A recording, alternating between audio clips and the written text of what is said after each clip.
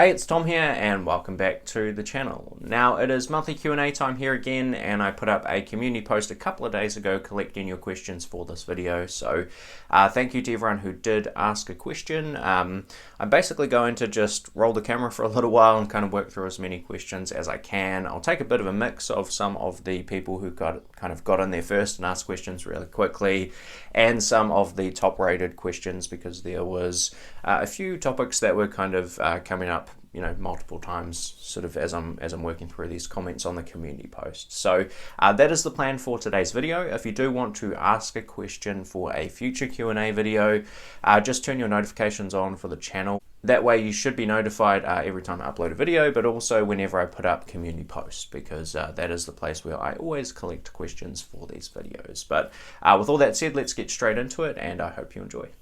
Okay, so first question here is from Retro Ranger. Daily Journal is getting a better opportunity day by day. Any reason, with all the research from Matt, why this asymmetric long-term compounder play is not a part of your portfolio? And there's a few good replies to this one. Tom, please answer this one, and had the same question I've been accumulating over the last few months. So yeah, interesting question. Obviously, Matthew Peterson is someone I follow pretty closely. I've had him on the podcast a couple of times, and Daily Journal is a big holding for him. And I kind of like the thesis. You have this big stock portfolio at Daily Journal, which gives a pretty significant degree of margin of safety in many ways, should the other elements of the thesis, I guess, not play out. And the other elements of the thesis is probably the area where I struggle most to get conviction. I guess you've got this kind of court software system, these very long-term contracts with a lot of courthouses kind of spread around not only the US, but around the world as far as I can tell. They have a pretty big business in Australia, actually. So that's probably the area where I just struggle to build as much conviction as someone like Matt, who has done a lot of really deep work on it. The other element, I guess, is, if you look at it from kind of the angle of you're paying a certain amount for the overall business, a lot of that's offset by the stock portfolio, so therefore you're getting the software business, at a low price. That is one way to look at it, but of course, most of your money is going towards that stock portfolio. So you have to get kind of comfortable basically owning a portfolio of large cap bank stocks that's really unlikely to change. Of course, there's some Alibaba in there, and it looks like there's probably still some BYD in there as well. But there's a few moving parts, but this is probably a good prompt for me to go back over my work on Daily Journal and maybe refresh some numbers. Okay, next question here is from Sven. I love picking stocks for long-term investing and following the market, but I'm worried I'll underperform the indexes over the long term. Currently, all my investment budget goes into actively picked stocks. Should I hedge my bets and split half my money off to dollar cost average and passive indexes, and continue to use the other half to fund my enjoyment of buying undervalued companies? Yeah, obviously I can't offer specific advice on how you should structure your portfolio, but I think basically, and this doesn't just apply to investing, probably applies to lots of areas in life, but if there's something that is genuinely concerning you and you think it's a genuine problem and you've got a relatively easy solution that you can implement, it's probably something you should consider pretty seriously. So in a way, it's kind of the whole Charlie Munger thing of to ask the question is to answer it. I don't know that I can offer a lot of advice on this one really, but I know a lot of people that kind of take that approach. I've actually got a little element of this personally. Like, we have KiwiSaver here in New Zealand, which is like our equivalent of, I guess, a 401k in the US or a superannuation program in Australia. And that for me basically is just an index funds. It's pretty small relative to just my personal account that does have individual companies that I'm kind of selecting in it, but in a way that's kind of a hedge that I've got set up. So there's probably a few different ways you can approach that, but yeah, to ask the question is to answer it in a way, Sven. So thanks for your question. Next one is from Henry. Hi Tom, I made a change to my portfolio last week. I sold out of one stock and added to another position. Both shares go ex-dividend this week, so I'm still getting a similar total dividend. Is it best to sell before ex-dividend or post ex-dividend? I thought about it for a while before I pulled the trigger. So far my move worked this time. Yeah, I think this is probably something that lots of people have flow through their head when they first get into the stock market. I think it certainly did for me. They think you can just buy a stock on the ex-dividend date or hold a stock on the ex-dividend date, get a free dividend and move on to the next company and kind of do the same thing. That sounds great in theory. In practice, basically that dividend payment will be built into the stock price. So, all things being equal, the day after the ex-dividend date, the stock price is likely to go down a little bit. You see more extreme examples of this in companies where, a really large special dividend is paid. So this happened to me a couple of years ago with what's now called Stellantis, used to be Fiat Chrysler. Fiat Chrysler a couple of times paid out really large special dividends. So after the ex-dividend date, the stock would be down like 15 or 20%, for example, just to reflect that, massive dividend payment that came out of the company. So, I don't think that there's really a way to hack the system around ex-dividend dates, unless you're, someone like Matt Peterson, who's got this, I think he calls it like a structured dividend capture approach using options.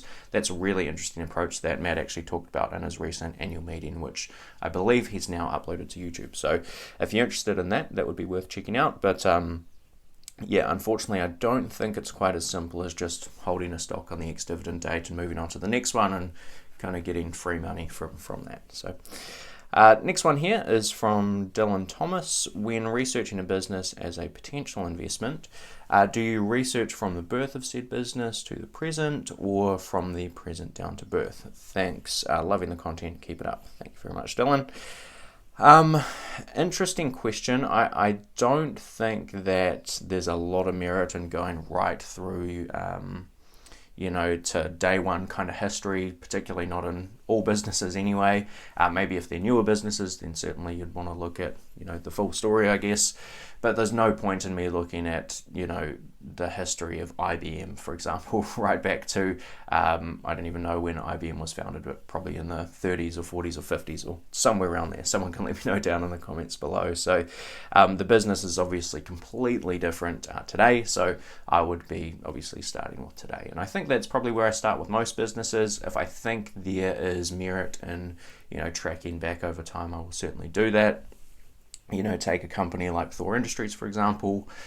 You would probably start by analyzing, the last couple of years or so of results, but the founder is still on the board. He presumably still has a lot of influence over capital allocation. So that might be a situation where you do, do some research about what happened in the 2000s and then the 90s and possibly even the 80s, and just kind of understand the overall story of what happened kind of with the business over time. But I certainly start with the present to answer your question. Okay, now we had a couple of questions on ASOS, so I'll take this one from I guess that's Kieran 1000.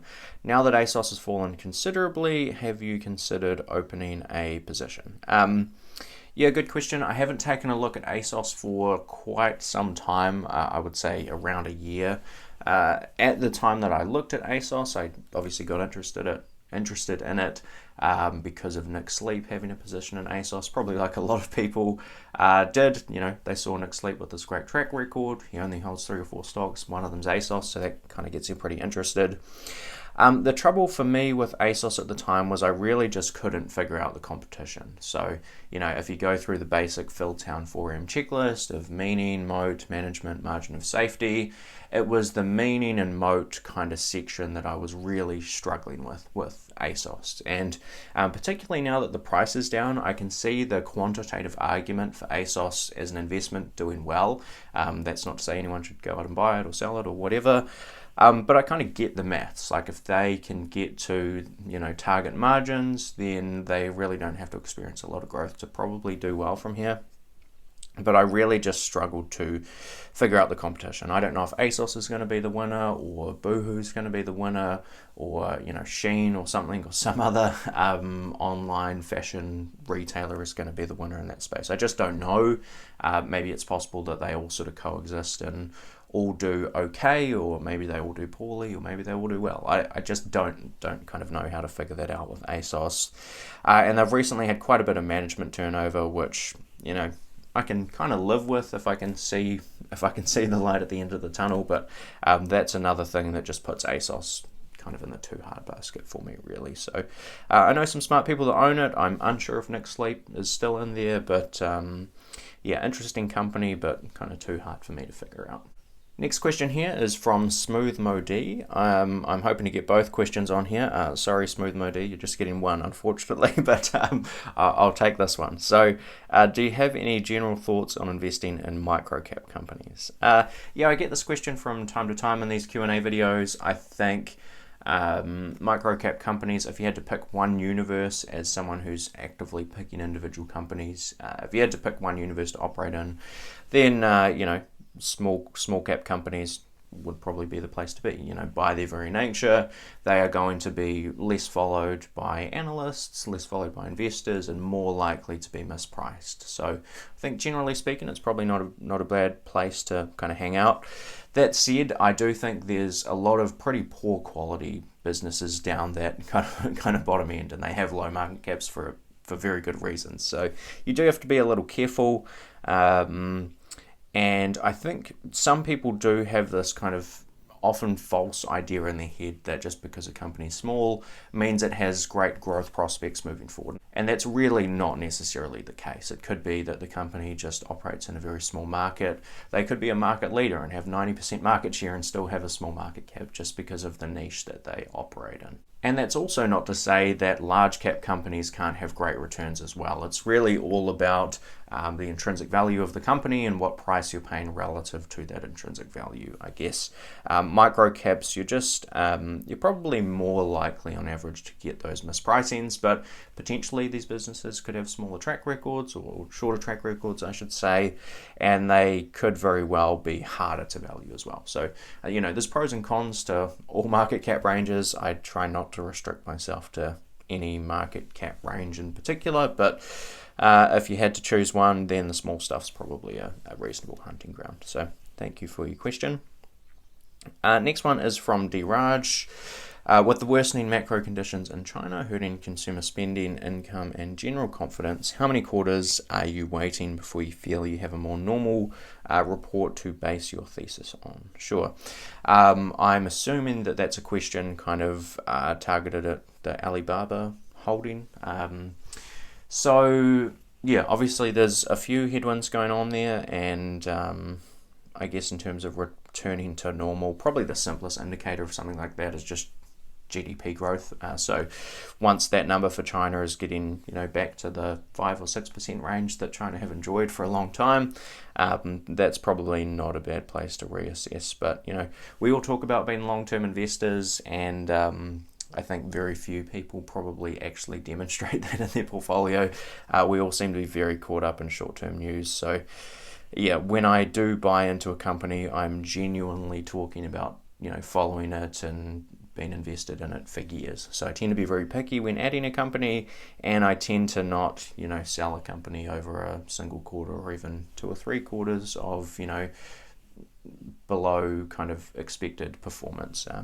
It really has to be either a massive change may cause me to change my mind shorter term, but yeah, we have to wait some time for things to play out, particularly when you're buying into companies that generally speaking have had declining share prices. There probably is something short-term, going on with the business, and it's your job as kind of an investment analyst and investor to understand whether you think those headwinds are short-term or whether they are maybe long-term problems, and kind of make an investment decision from there. But yeah, thanks for your question there. Next question is from Nicholas Thompson. If you had to choose between investing only in stocks with PE ratios below 10 or only in stocks with PE ratios above 25, what would you choose?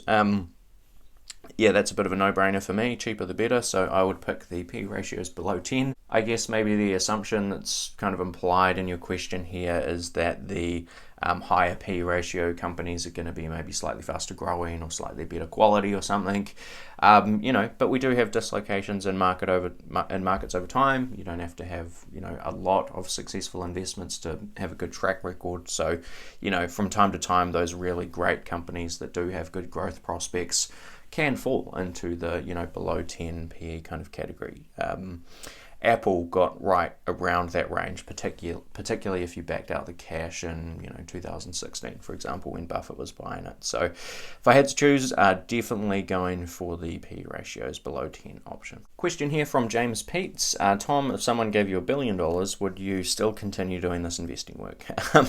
I'm not sure if you mean that in like a money management context, or literally someone just handing me $1 billion and saying happy birthday or something. Yeah, I think in either case, it would probably have me spending a lot more time thinking about investing, I would say. Yeah, not necessarily because at that point you need to earn great returns to, live a good lifestyle. If you have $1 billion and you earn 0%, you're probably going to be okay. So it's not really related to that, but I enjoy, the investing process and studying companies and so on. So I think having to allocate $1 billion to investments would make life a whole lot more interesting, to be perfectly honest. So I would definitely continue doing that. Whether or not I would maintain as much frequency in terms of YouTube uploads, I'm not sure. Priorities may change at that point, but you never know. I don't think I would give up YouTube completely, that's for sure. So good question, I like that one.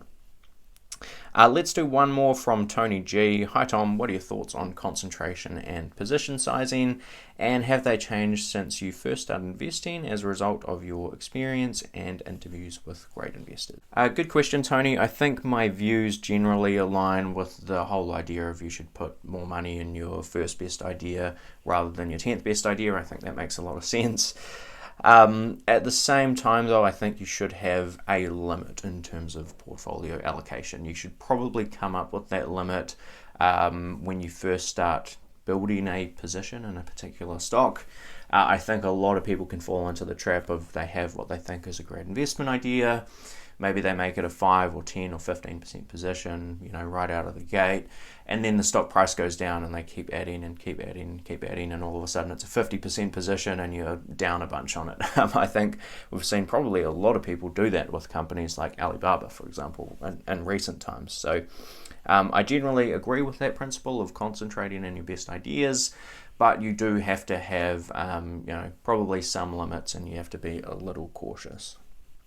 In terms of actually putting like big positions on, I think a lot of people probably, when they say that something's their best idea, they're probably talking about a stock with a lot of upside. And sure, when you buy something, you want it to obviously have a lot of upside, but I would tend to size my positions larger if I think they have very little downside. I kind of invert that a little bit.